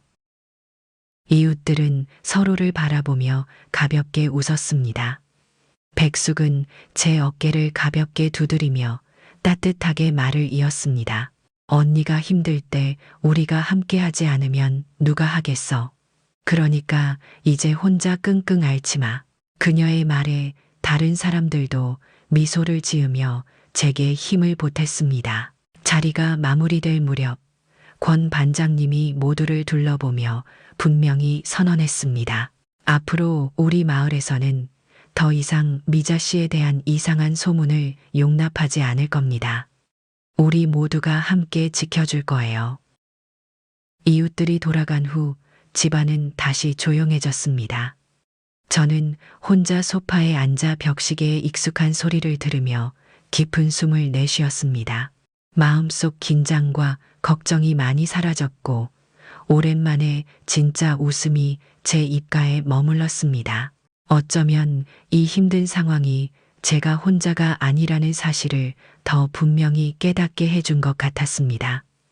앞으로 어떤 어려움이 기다리고 있든 이제 저는 두렵지 않았습니다. 곁에 함께 해주는 이웃들과 친구들이 있으니까요. 어느 날 아침 우편함에서 법원의 인장이 찍힌 서류 하나를 발견했습니다. 봉투를 보는 순간 가슴이 철렁 내려앉았습니다. 저는 조심스럽게 편지를 열었고 차갑고 몸이 건조한 문장들이 눈앞에 펼쳐졌습니다. 정미자님 귀하는 신탁재산 처분과 관련하여 자녀 정재호 이민경 님으로부터 소송을 제기받았음을 통지합니다. 편지를 손에 든 채 잠시 현관에 그대로 서 있었습니다. 등 뒤로 찬바람이 훅 들어왔고 창밖의 흐린 하늘이 마음을 더 무겁게 만들었습니다. 집 안으로 들어와 소파에 앉았습니다. 편지를 탁자 위에 내려놓자 손끝에서 서류의 차가운 감촉이 전해졌습니다. 오랜 침묵 끝에 저는 서류를 들고 박상훈 변호사에게 전화를 걸었습니다. 변호사님, 아이들이 결국 소송을 걸었어요. 이제 어떻게 해야 하나요? 박 변호사의 목소리는 차분하면서도 확신에 차 있었습니다. 미리 예상했던 일입니다. 놀라지 마시고 담담하게 준비하면 됩니다. 제가 곧 뵈러 가겠습니다. 변호사의 든든한 목소리에 저는 마음을 진정시키며 전화를 끊었습니다. 시계는 틱탁 소리를 내며 고요히 집안을 채웠습니다. 잠시 후 벨이 울리고 박 변호사가 도착했습니다. 그는 탁자 위에 서류를 펼치며 진지하게 설명을 시작했습니다. 이번 소송에서 상대 측은 정미자 님이 신탁 결정 당시 정신적으로 불안정했다고 주장할 가능성이 큽니다. 하지만 우리가 가진 서류와 증언들이 명확하니 크게 걱정하실 필요는 없습니다. 저는 침착하게 그의 설명을 들으며 서류를 천천히 살폈습니다. 한 장 한 장 넘길 때마다 마음이 단단해지는 기분이었습니다. 그래도 아이들이 법정에서까지 나를 그렇게 공격하려 하다니 마음이 아프네요. 변호사는 조용히 고개를 끄덕이며 위로했습니다. 그 마음 충분히 이해합니다. 하지만 지금은 감정을 다스리고 법적인 부분에만 집중하셔야 합니다. 상대는 미자님의 감정을 흔들려고 할 테니까요. 저는 변호사의 말을 마음 깊이 새겼습니다. 이제는 제가 단단히 서야만 합니다. 더 이상 아이들에게 약한 모습을 보이지 않을 것입니다. 변호사가 떠난 뒤 저는 다시 편지와 서류를 차곡차곡 정리했습니다. 그때 갑자기 휴대전화가 울렸습니다. 전화를 받자 권 반장님의 목소리가 들려왔습니다. 미자 씨 괜찮아요. 법원에서 서류가 왔다고 동네에서 소문이 나서요. 반장님의 따뜻한 말투에 가슴이 조금씩 풀어졌습니다. 네, 반장님. 지금 변호사님이랑 만나서 잘 준비하고 있어요. 동네 분들께 너무 걱정하지 말라고 전해주세요. 반장님은 한결 안심한 듯 다시 말했습니다. 알겠어요, 미자 씨. 우리 모두 미자 씨를 믿고 있으니까 힘내세요. 전화를 끊고 나서 다시 창밖을 바라보았습니다. 구름 사이로 햇빛이 조금씩 스며들고 있었습니다. 그 빛을 보며 마음을 굳게 먹었습니다. 지금부터는 진짜 법적 싸움의 시작입니다. 이제 저는 흔들리지 않고 당당히 맞설 준비가 되어 있었습니다. 다음 날 오후 변호사 사무실에서 박 변호사와 다시 마주 앉았습니다. 방 안은 창백한 형광등, 불빛 아래 조용한 긴장감이 감돌았습니다. 미자님 법정에서는 상대방이 예상치 못한 증거를 내놓아야 승기를 확실히 잡을 수 있습니다. 일단 현재까지 우리가 확보한 증거들을 다시 한번 확인해 봅시다. 그는 테이블 위에 놓인 서류들을 꼼꼼히 점검하며 차근차근 말을 이었습니다. 남편이 남긴 신탁 서류 당시 은행 직원의 증언, 그리고 최근 있었던 이웃들의 진술까지 빈틈없이 정리되어 있었습니다. 서류를 넘길 때마다 작은 종이 마찰음이 사무실 안을 메웠습니다. 박 변호사는 다시 한번 강조했습니다. 상대 측이 주장할 정신적 불안정은 전혀 근거가 없습니다. 이웃들의 증언만으로도 충분히 반박할 수 있습니다. 그의 말에 마음이 한결 가벼워졌지만 그래도 아직 불안한 마음은 어쩔 수 없었습니다. 그래도 변호사님, 조금이라도 추가적인 증거가 있으면 좋겠어요. 그때 갑자기 제 휴대전화가 울렸습니다. 액정 화면에는 동네 슈퍼마켓 주인 김 사장님의 이름이 표시되어 있었습니다. 저는 박 변호사에게 양해를 구하고 전화를 받았습니다. 여보세요. 김 사장님, 무슨 일이세요? 미자 씨 혹시 법정에서 쓸 증거를 찾고 계시다고 들었어요. 얼마 전에 제가 중요한 걸 발견했거든요. 한번 들러주실 수 있나요? 그의 목소리에 긴장감이 감돌았습니다. 저는 곧바로 약속을 잡고 전화를 끊었습니다. 박 변호사가 궁금한 듯 물었습니다. 무슨 일인가요? 동네 슈퍼 사장님이 추가로 중요한 증거가 있다고 하시네요. 당장 가봐야겠어요. 변호사 사무실을 나서자 거리의 찬 바람이 제 뺨을 스쳤습니다. 빠른 걸음으로 슈퍼마켓에 도착하니 김 사장님이 저를 기다리고 있었습니다. 사장님, 무슨 증거를 찾으신 거죠? 그는 조용히 점포 뒤편 사무실로 저를 안내했습니다. 좁은 사무실에서 작은 모니터 화면을 가리켰습니다. CCTV를 다시 확인해 보니 재호랑 민경이가 동네에서 이상한 소문을 퍼뜨리는 장면이 찍혔어요. 아마 법정에서 큰 도움이 될 거예요. 화면 속에서 아들과 며느리가 이웃들에게 손짓하며 무언가 열정적으로 이야기하는 모습이 선명하게 보였습니다. 화면을 보며 가슴이 순간 먹먹해졌습니다. 정말 고마워요, 사장님. 이 증거가 정말 절실했어요. 김 사장님은 미소 지으며 따뜻한 목소리로 말했습니다. 미자 씨가 힘들게 싸우는 걸 보고만 있을 순 없었어요. 우리 동네 사람들도 다 미자 씨 편입니다. 그의 말에 눈시울이 뜨거워졌습니다. 영상이 담긴 USB를 조심히 받아들고 다시 변호사 사무실로 돌아왔습니다. 사무실에 들어서자 박 변호사의 눈빛이 호기심으로 가득했습니다. 어떤 증거인가요? 저는 USB를 그에게 건네며 설명했습니다. 아이들이 동네에서 저에 대한 허위 소문을 퍼뜨리는 장면이에요. 이게 있으면 법정에서 상대 측의 진술을 반박할 수 있을 것 같아요. 그는 USB를 컴퓨터에 꽂아 영상을 확인한 후 가볍게 미소를 지었습니다. 이제 확실한 승기를 잡았습니다. 상대 측의 주장과 신뢰성에 큰 타격을 줄 수 있겠네요.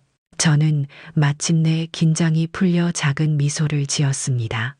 마음속에 있던 불안이 조금씩 사라지고 대신 자신감이 서서히 차오르기 시작했습니다. 이제는 법정에서 당당히 맞설 준비가 완벽히 끝났습니다. 마침내 법정으로 향하는 날이 밝았습니다. 아침부터 제 가슴은 계속해서 뛰었습니다. 단정한 옷을 입고 거울 앞에 선 저는 잠시 심호흡을 했습니다.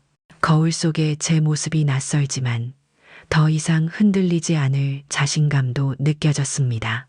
법원 건물 앞에 도착하자 차가운 공기가 뺨을 스쳤습니다. 현관문을 열고 안으로 들어서니 법원 특유의 엄숙한 분위기가 피부에 와닿았습니다. 제 발걸음 소리만이 복도를 채웠습니다. 법정 문 앞에서 잠시 멈춰 섰습니다. 문을 열고 들어서자 차가운 공기와 조용한 긴장감이 한꺼번에 몰려왔습니다. 저는 천천히 법정 안을 둘러보았습니다. 판사석이 높이 솟아 있었고 양옆으로는 이미 변호사들과 관계자들이 자리를 잡고 앉아 있었습니다. 그때 멀리 아들과 며느리가 앉아 있는 모습이 눈에 들어왔습니다. 그들과 눈이 마주쳤지만 저는 흔들리지 않고 차분히 자리로 향했습니다. 그들이 불편해하며 시선을 피하는 모습이 느껴졌습니다. 곧 재판장이 입장하자 모두 자리에서 일어섰습니다. 판사가 엄숙한 표정으로 재판을 시작했습니다. 지금부터 정재호, 이민경 씨가 정미자 씨를 상대로 제기한 신탁 무효 소송을 시작하겠습니다. 판사의 선언과 함께 법정은 더욱 엄숙해졌습니다. 먼저 상대 측 변호사가 일어나 신탁의 정당성에 대해 의문을 제기하기 시작했습니다. 존경하는 재판장님 피고 정미자 씨는 고 정호섭 씨가 작성한 신탁 당시 정신적으로 불안정한 상태였을 가능성이 있습니다. 따라서 본 신탁의 유효성에 대해 명확히 검토해야 합니다. 그의 말이 끝나자 박 변호사가 천천히 자리에서 일어났습니다. 그의 목소리는 차분하고 강했습니다. 존경하는 재판장님, 피고 측은 신탁 작성 당시의 증언과 서류 등 모든 자료를 통해 정신적 불안정이라는 주장은 전혀 사실이 아님을 명확히 증명할 것입니다. 박 변호사의 말에 상대 측이 다소 당황한 듯 보였습니다. 법정 안의 긴장감이 한층 더 짙어졌습니다. 그 후 판사가 저를 직접 불렀습니다. 피고 정미자 씨 신탁 작성 당시 상황을 간략히 설명해 주시겠습니까? 저는 자리에서 일어나 천천히 숨을 가다듬었습니다. 법정 안은 쥐죽은 듯 조용했고 저의 작은 숨소리까지 또렷하게 들리는 듯했습니다. 남편은 돌아가시기 전 저에게 명확히 말씀하셨습니다. 자녀들이 저를 존중하지 않고 모욕할 경우 스스로를 보호할 방법을 만들어 두셨다고요. 말하는 내내 저는 단호했고 제 목소리엔 진심이 묻어났습니다. 저는 그간 자녀들에게 여러 차례 모욕과 방치를 겪었습니다. 이 신탁은 제가 스스로의 삶을 보호할 수 있게 해준 남편의 마지막 선물입니다. 말이 끝나자 판사는 진지하게 고개를 끄덕였습니다. 저의 진술의 법정 안은 잠시 숙연해졌습니다. 반면 맞은편의 아들과 며느리는 굳은 표정으로 고개를 숙이고 있었습니다. 저는 자리로 돌아오며 심장이 뛰는 것을 느꼈지만 동시에 강한 확신도 품었습니다. 법정에서 처음으로 진심을 털어놓으며 제가 올바른 길 위에 서 있다는 믿음이 더 강해졌기 때문입니다. 이제 싸움의 시작일 뿐입니다. 그러나 저는 결코 물러서지 않을 것입니다. 재판이 계속되자 박 변호사가 자리에서 일어나 침착하게 말했습니다. 존경하는 재판장님, 피고 측은 원고의 주장을 반박할 결정적 증거를 제출하고자 합니다. 그 말과 함께 법정 안이 웅성거렸습니다. 판사가 고개를 끄덕이며 허락하자 박 변호사는 준비한 CCTV 영상을 화면에 띄웠습니다. 영상이 천천히 재생되자 법정 안이 조용해졌습니다. 화면 속에서 아들과 며느리는 동네 사람들과 대화를 나누고 있었습니다. 명백하게 제 명예를 훼손하는 허위 사실을 전하며 주민들의 동정을 얻으려는 모습이었습니다. 영상 속 민경의 목소리가 법정 안에 선명하게 울렸습니다. 저희 시어머니가 요즘 치매 증상이 심하셔서 혼자 엉뚱한 결정을 하고 계세요. 저희도 너무 속상합니다. 이어서 재호도 거짓된 표정으로 말을 보탰습니다. 저희가 아무리 말려도 듣지 않으세요. 정말 답답한 상황입니다. 영상을 보던 원고 측 변호사는 얼굴이 창백해졌고 재호와 민경의 표정도 순간 굳어졌습니다. 법정 안의 모든 시선이 두 사람에게 집중되었습니다. 박 변호사는 영상을 멈추고 침착히 말했습니다. 본 CCTV 영상은 원고 측이 주장하는 피고의 정신적 불안정 주장이 명백히 허위이며 오히려 원고 측이 허위 사실을 유포하여 피고의 명예를 심각히 훼손했음을 입증합니다. 판사가 다시 엄숙한 목소리로 말했습니다. 원고 측, 이 영상에 대해 설명할 수 있습니까? 원고 측 변호사는 당황한 기색을 감추려 했으며 급히 자리에서 일어났습니다. 이 영상은 일부 맥락만 보여주고 있을 뿐입니다. 원고는 단지 가족 내부의 어려움을 표현하고자 했던 것입니다. 하지만 그의 목소리에는 힘이 없었고 설득력도 약했습니다. 판사는 다시 한번 저를 바라보며 물었습니다. 피고는 이 영상에 대해 어떻게 생각하십니까? 저는 자리에서 천천히 일어나 침착한 어조로 답했습니다. 존경하는 재판장님, 저 영상 속 대화는 명백한 거짓입니다. 저는 지금까지 정신적으로나 신체적으로나 아무 문제 없이 살아왔습니다. 신탁 결정도 고인의 분명한 의지였고 이를 존중하는 것이 옳다고 생각합니다. 법정 안은 다시 한번 정적이 흘렀습니다. 저는 차분히 자리에 앉으며 심호흡을 했습니다. 이 순간만큼은 제 스스로가 매우 자랑스럽게 느껴졌습니다. 한편 원고 측 테이블에서 재호가 낮고 떨리는 목소리로 변호사와 뭔가를 급히 상의하는 모습이 보였습니다. 그들의 혼란과 당황이 저에게 고스란히 전해졌습니다. 하지만 아직 긴장을 풀기엔 이릅니다. 판사는 잠시 생각하더니 엄숙하게 선언했습니다. 본 재판부는 CCTV 영상을 주요 증거로 채택합니다. 원고 측은 다음 공판까지 이 영상에 대한 추가적인 해명 자료를 제출하기 바랍니다. 판사의 말이 끝나자 박 변호사가 안도한 표정으로 저를 바라봤습니다. 저는 그에게 조용히 고개를 끄덕였습니다. 긴장과 압박감 속에서도 이 싸움의 승기가 조금씩 우리 쪽으로 기울고 있다는 걸 확실히 느낄 수 있었습니다.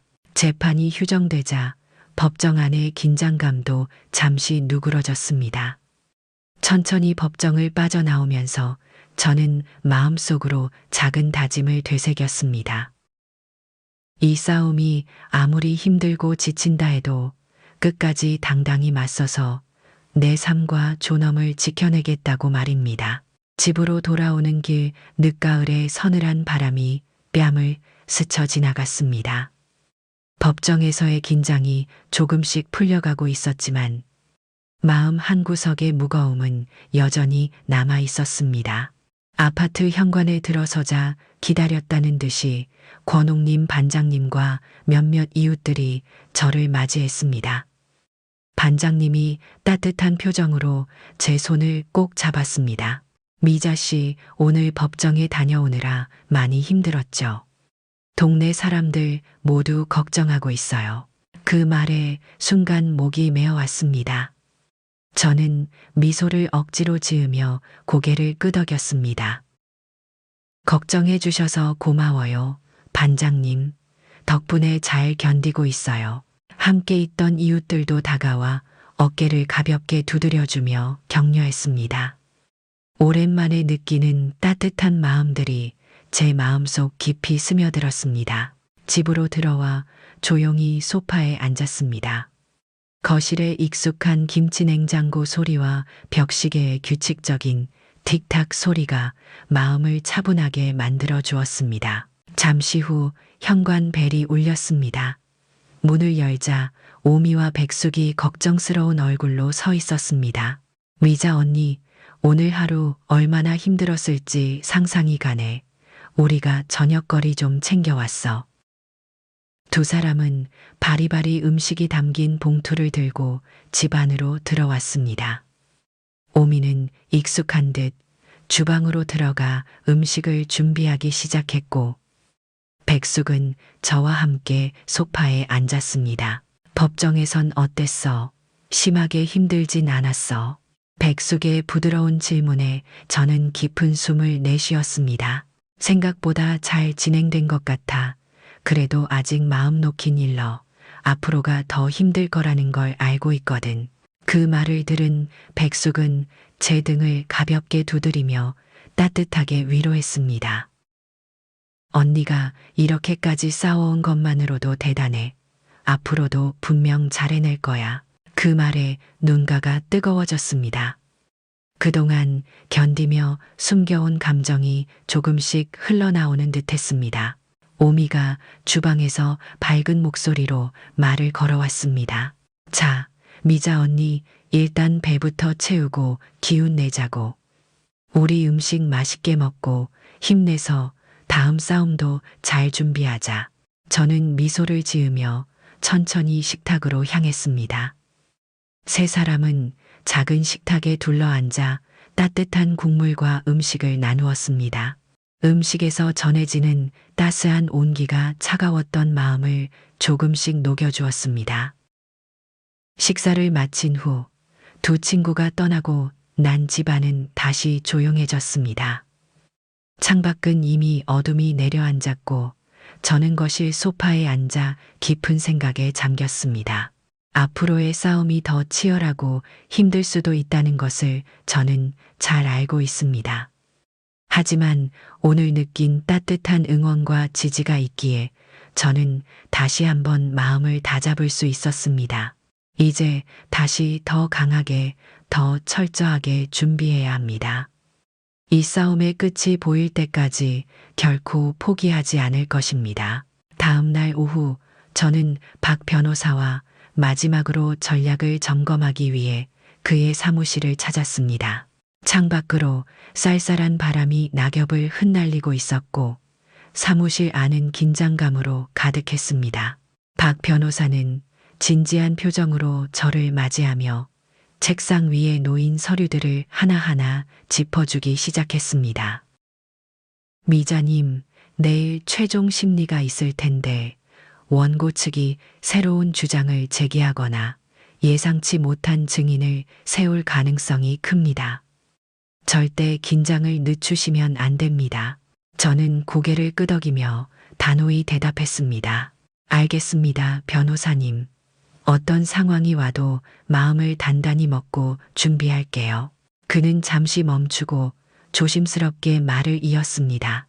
특히 원고 측에서 가족적인 감정을 자극하는 증언을 하며 심리적으로 미자님을 흔들 가능성이 큽니다. 절대로 감정적으로 대응하지 마시고 품위를 유지하면서 이성적으로만 대처하셔야 합니다.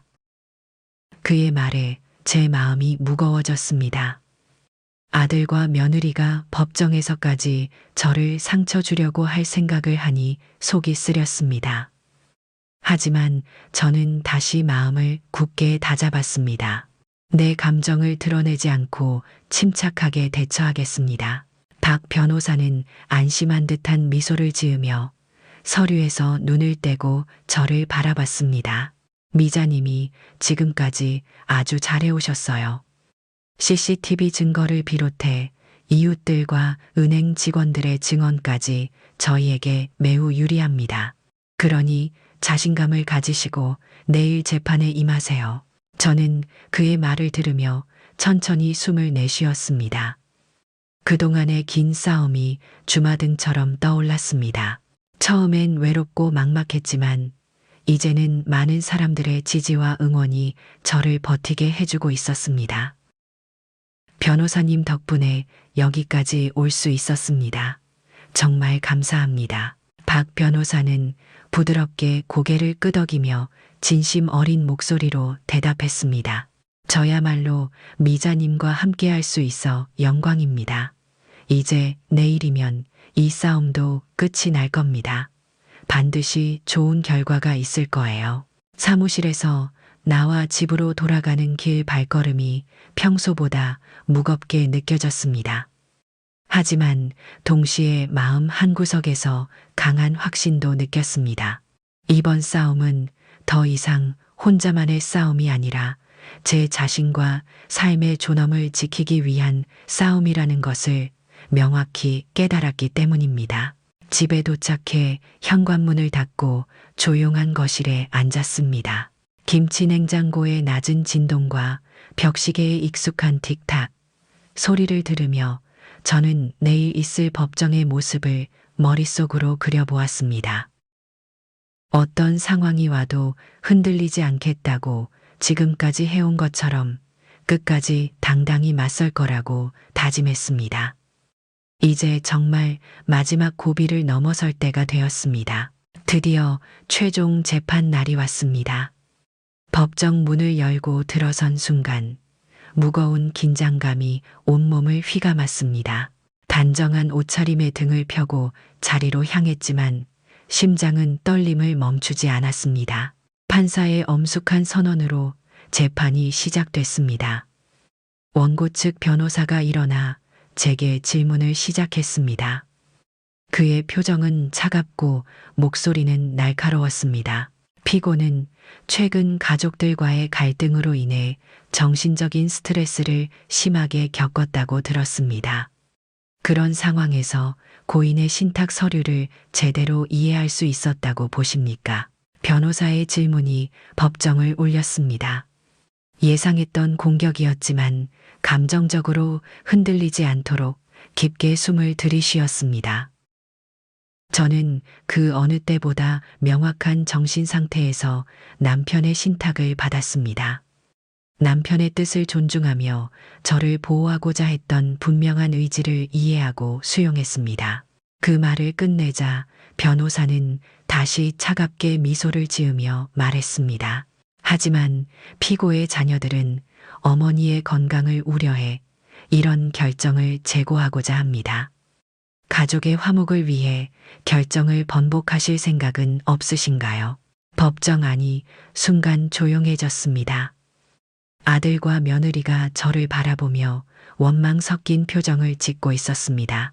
그 순간 가슴이 순간적으로 아려왔지만 저는 흔들리지 않고 차분히 대답했습니다. 가족의 화목은 서로를 존중하는 것에서 시작된다고 생각합니다. 저는 그동안 수도 없이 인내하며 아이들에게 기회를 주었습니다. 하지만 아이들이 제게 보인 태도는 결코 존중적이지 않았습니다. 법정 안에는 제 목소리만이 또렷이 울려 퍼졌습니다. 변호사는 잠시 침묵한 후 다시 날카로운 질문을 던졌습니다. 피고가 지금 보여주는 태도는 가족 간의 불화를 더욱 심화시키는 게 아닌가요? 저는 단호히 고개를 저으며 분명한 목소리로 답했습니다. 아닙니다. 저는 그동안 잃었던 제 존엄과 품위를 지키고자 했을 뿐입니다. 오히려 원고 측의 계속된 허위 주장과 명예훼손이 가족 관계를 악화시키고 있는 겁니다. 제 대답에 법정 안의 분위기가 미묘하게 변했습니다. 원고 측 변호사는 더 이상 질문을 이어가지 못하고 당황한 듯 자리에 앉았습니다. 판사는 진지한 표정으로 저를 바라보았습니다. 피고의 입장은 충분히 들었습니다. 원고 측은 이에 대한 반박이 있습니까? 원고 측 변호사는 주춤거리며 작은 소리로 대답했습니다. 추가적인 자료를 준비해서 다시 제출하겠습니다. 판사가 재판을 잠시 휴정한다고 선언했습니다. 저는 자리에서 천천히 일어나 법정을 나왔습니다. 법정 문을 나서며 깊게 숨을 내쉬었습니다. 쉽지 않은 과정이었지만 저는 끝내 흔들리지 않고 제 자신을 지켜냈습니다.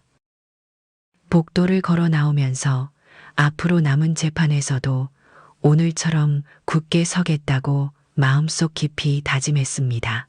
짧은 휴정 후 법정으로 돌아왔습니다. 제 마음은 조금씩 가라앉았지만 아직 안심할 수 없었습니다. 판사가 엄숙하게 말했습니다. 원고 측에서 새롭게 요청한 증인을 증언대에 세우겠습니다. 법정 문이 열리고 예상치 못한 얼굴이 등장했습니다. 바로 며느리 민경의 친척이자 자주 집에 드나들던 먼 조카였습니다. 순간 머릿속이 어지러워졌습니다. 그녀는 증언대에 서서 긴장된 목소리로 말하기 시작했습니다. 정미자 씨는 평소에 자주 기억력이 흐려지는 모습을 보였어요. 제가 여러 번 방문했을 때 갑자기 저를 알아보지 못하고 혼란스러워 하신 적도 있었고요. 그녀의 말은 명백한 거짓이었습니다. 분명히 꾸며낸 이야기로 저를 압박하려는 것이었습니다. 저는 박 변호사와 눈을 마주치고 작게 고개를 저었습니다. 그는 제 뜻을 읽고 즉시 자리에서 일어나 날카롭게 반박했습니다. 증인께서는 지금 법정에서 위증을 하고 계십니다.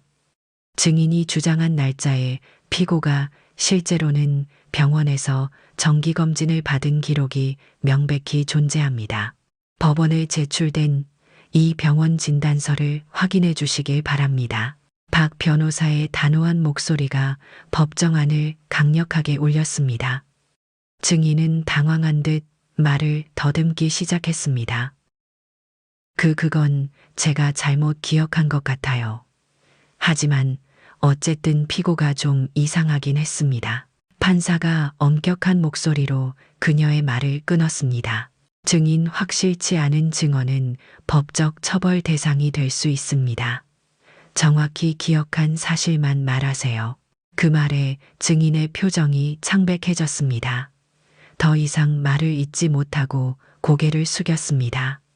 아들과 며느리도 심하게 당황한 기색이 역력했습니다. 저는 자리에서 일어나 침착하게 판사에게 요청했습니다. 존경하는 재판장님, 피고 측은 지금까지 제출한 모든 진단서와 이웃들의 증언을 다시 한번 확인해 주시길 요청합니다. 제가 어떤 기억력 장애나 정신적 문제가 없다는 것이 명백히 입증될 것입니다. 판사는 진지하게 서류를 살펴본 후 고개를 끄덕이며 대답했습니다. 피고 측에서 제출한 자료들은 충분히 명확합니다. 원고 측은 더 이상의 근거 없는 주장이나 위증을 삼가십시오. 법정의 분위기가 확연히 바뀌었습니다. 상대 측의 전략은 실패했고 그들이 계획했던 심리적 압박 역시 더 이상 효과가 없었습니다. 자리로 돌아오는 제 발걸음은 어느 때보다 단단했습니다. 그동안의 걱정과 두려움 대신 자신감과 품위가 제 마음을 가득 채웠습니다. 재판이 거의 끝나가는 이 순간, 저는 진정으로 자유로워질 날이 가까워지고 있음을 느낄 수 있었습니다. 법원의 최종 판결을 앞둔 날이 찾아왔습니다. 아침 일찍 일어나자 창문 너머로 맑은 하늘이 펼쳐졌습니다. 오랜만에 보는 맑은 날씨가 마치 좋은 결과를 예고하는 듯 했습니다. 저는 평소보다 더 신경 써서 옷을 입고 거울 앞에서 스스로의 모습을 꼼꼼히 확인했습니다. 잠시 숨을 깊게 들이쉬고 조용히 혼잣말을 했습니다. 괜찮아, 미자야. 어떤 결과가 나오든 넌 잘 견뎌냈어. 집을 나서 현관문을 닫자마자 옆집에서 권 반장님이 다가왔습니다. 그녀의 따뜻한 미소가 제 마음을 다독여 주었습니다. 미자 씨, 오늘이 마지막이죠. 마음 편히 먹어요. 동네 사람들 모두가 미자 씨 편이라는 거 알죠? 저는 그녀의 따뜻한 말에 마음이 뭉클해졌습니다. 고개를 끄덕이며 가볍게 미소 지었습니다. 반장님 덕분에 그동안 정말 힘이 됐어요. 결과가 어떻든 진심으로 고마워요. 권 반장님은 제 어깨를 살짝 두드리며 힘을 실어 주었습니다. 미자 씨가 끝까지 품위 있게 잘 싸웠으니까 이제 좋은 결과가 있을 거예요. 권 반장님과 작별하고 법원으로 향하는 길 길모퉁이에서 백숙과 오미가 손을 흔들며 기다리고 있었습니다. 두 친구는 제게 다가와 따뜻한 포옹으로 인사를 건넸습니다. 언니 얼굴이 밝아서 보기 좋아. 다 잘 될 거야. 우리가 끝까지 응원할게. 백숙의 다정한 목소리가 가슴 깊이 와 닿았습니다.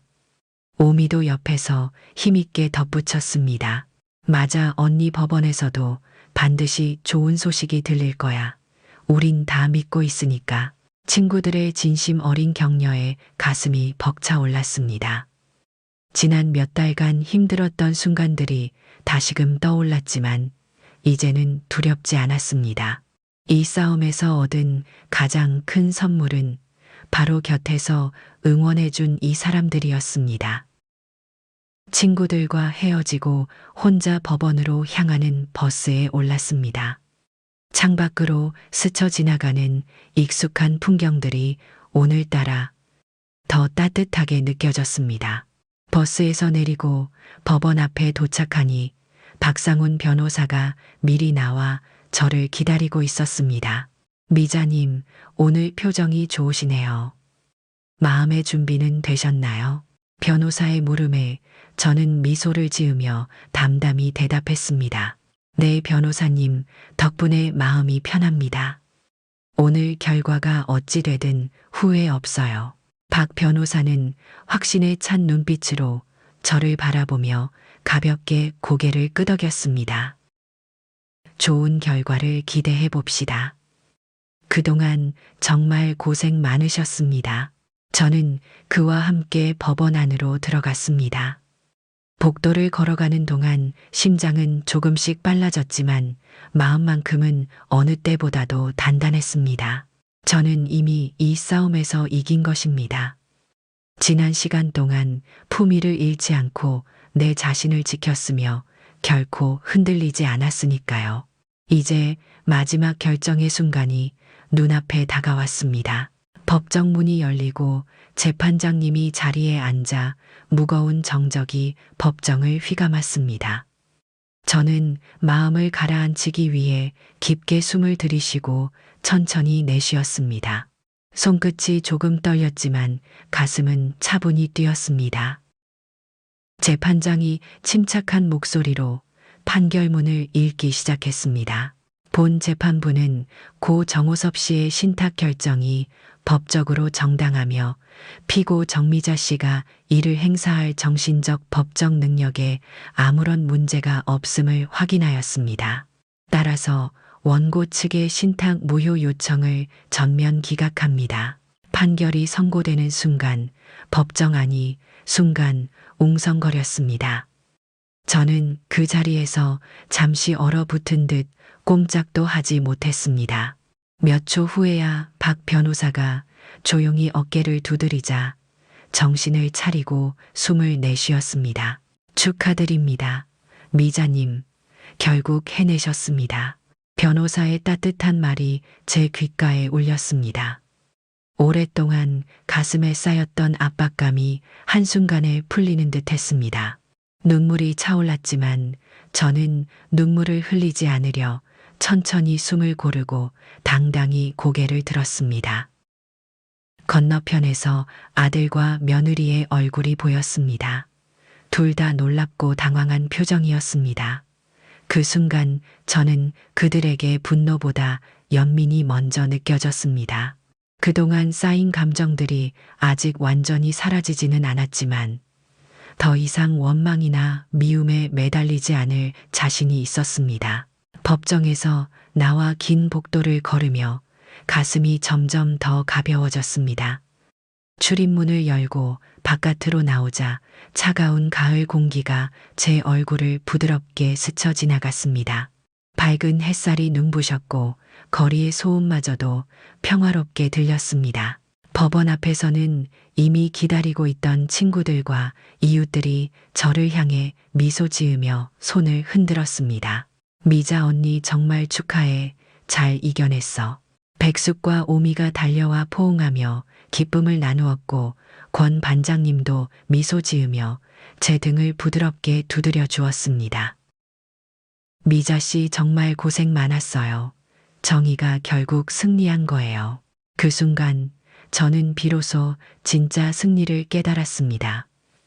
이 싸움의 진정한 의미는 돈이나 재산의 문제가 아니라 스스로의 존엄과 자존심을 끝까지 지켜냈다는 사실이었습니다. 저는 모여있는 모두를 향해 고개 숙여 감사의 인사를 전했습니다. 정말 감사합니다. 여러분 덕분에 끝까지 견딜 수 있었어요.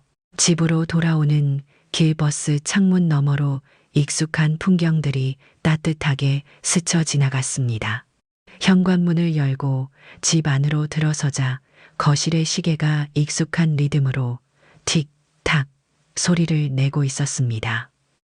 김치 냉장고의 부드러운 진동이 집안을 가득 채우며 저를 반겼습니다. 소파에 앉아 한숨을 크게 내쉬었습니다.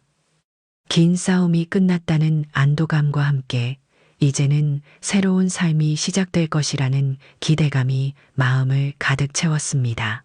잠시 후 책상 서랍에서 남편의 편지를 꺼내 펼쳤습니다. 편지 위에 낡은 글씨가 오늘따라 유난히 선명하게 눈에 들어왔습니다. 미자야, 품위를 잃지 않고 끝까지 내 자신을 지켜라. 언제나 네 곁에서 지켜볼 거야. 남편의 그 따뜻한 말 한마디가 제 삶의 마지막까지 큰 힘이 될 거란 걸 다시금 깨달았습니다. 어느덧 긴 싸움이 끝난 지도 몇 달이 흘렀습니다. 창밖으로 내리는 고요한 겨울비 소리를 들으며 저는 오늘도 따뜻한 차 한 잔을 앞에 두고 창가에 앉아 있습니다. 이제 저의 삶은 다시 예전의 평화로움을 되찾았습니다. 하루하루가 예전보다 더욱 소중하고 감사하게 느껴졌습니다. 이 모든 것이 제가 품위를 잃지 않고 끝까지 지켜낸 덕분이라는 걸 잘 알고 있습니다. 가끔 이웃들과 친구들이 집에 찾아와 이야기를 나눌 때면 지난날의 아픔조차도 어느새 편안한 기억으로 바뀌고 있음을 느낍니다. 백숙과 오미는 여전히 자주 들러 함께 식사도 하고 목욕탕에서도 즐거운 이야기를 나누곤 합니다. 권 반장님은 늘 다정하게 저를 챙겨주며 저 역시 동네의 여러 모임에 활발히 참여하게 되었습니다. 하지만 그 무엇보다도 제게 큰 의미가 된 것은 비슷한 어려움을 겪는 이웃들에게 도움을 주기 시작했다는 것입니다. 재판이 끝난 뒤 저와 비슷한 상황을 겪고 있는 분들이 찾아와 제 경험과 조언을 구하곤 했습니다. 처음엔 제 이야기를 하는 것이 다소 부담스러웠지만 차츰 그들의 아픔을 공감하고 위로하는 일이 큰 보람으로 다가왔습니다. 제게 힘들게 찾아온 이웃의 이야기를 조용히 들어주고 함께 해결책을 찾아가는 과정에서 제 자신도 한층 더 성숙해지고 있음을 느꼈습니다. 어느 날 중년의 한 여성이 찾아와 저에게 말했습니다. 미자 씨 덕분에 이제 용기를 내어 당당히 내 권리를 찾으려고 해요. 정말 감사합니다. 그녀의 말이 제 가슴을 깊이 울렸습니다. 한때는 저 역시 누군가의 도움이 절실히 필요했던 사람이었기에 이제 제가 누군가에게 힘이 될 수 있다는 사실이 너무나 감사했습니다. 저는 그녀의 손을 꼭 잡으며 진심을 담아 말했습니다. 힘든 시기를 지나오셨지만 분명 다시 좋은 날이 찾아올 거예요. 저도 당신 곁에서 끝까지 응원하겠습니다. 며칠 후 그녀는 밝아진 표정으로 다시 찾아와 말했습니다. 정말 고마워요. 미자 씨 덕분에 용기를 냈고 이젠 다시 내 삶을 찾은 것 같아요. 그녀와의 만남 이후 저는 더욱 많은 사람들과 이야기를 나누고 공감하며 지내기로 결심했습니다. 더 이상 과거의 상처에 얽매이지 않고 오히려 제 삶의 경험을 통해 다른 이들에게 희망과 위로를 줄 수 있다는 사실이 참으로 행복했습니다. 요즘 저는 일주일에 한 번씩 동네 모임에 나가 제 경험을 나누며 서로 힘이 되어주는 작은 모임도 운영하게 되었습니다. 이곳에서 저는 제 이야기를 담담히 털어놓고 서로를 지지하며 함께 웃고 울곤 합니다. 집으로 돌아오면 조용한 거실에서 남편의 사진을 바라보며 조용히 미소를 짓습니다. 남편의 마지막 부탁을 제가 잘 지켜냈음을 말해주고 싶습니다. 가끔 아들과 며느리에 대한 생각이 떠오를 때도 있지만 이제는 원망 대신 용서와 평화가 먼저 찾아옵니다. 언젠가 그들도 자신들의 잘못을 깨닫고 진심으로 변하기를 기도합니다. 제 이야기를 끝까지 들어주신 여러분 정말 감사합니다. 저는 이제 새로운 삶을 시작했고 하루하루가 소중하고 아름답다는 것을 깊이 깨닫고 있습니다. 삶이란 때로 고통스럽고 힘들 수도 있지만 자신을 잃지 않고 품위를 지켜내면 반드시 희망과 빛이 기다리고 있습니다. 지금 저처럼 힘든 시간을 지나고 계신 분들이 있다면 절대 혼자라 생각하지 마세요. 서로에게 힘이 되어주며 품위를 잃지 않고 당당히 살아가는 우리 모두가 되었으면 합니다. 제 이야기가 여러분께 작지만 따뜻한 위로가 되었다면 좋겠습니다. 끝으로 따뜻한 이야기와 삶의 지혜를 나누는 사이다. 사연 채널을 구독하고 좋아요를 눌러주세요. 여러분의 소중한 응원과 댓글이 더 많은 사람들에게 큰 힘이 됩니다. 긴 시간 함께 해주셔서 진심으로 고맙습니다. 여러분 모두의 삶에 따뜻한 위로와 행복이 가득하기를 기도합니다.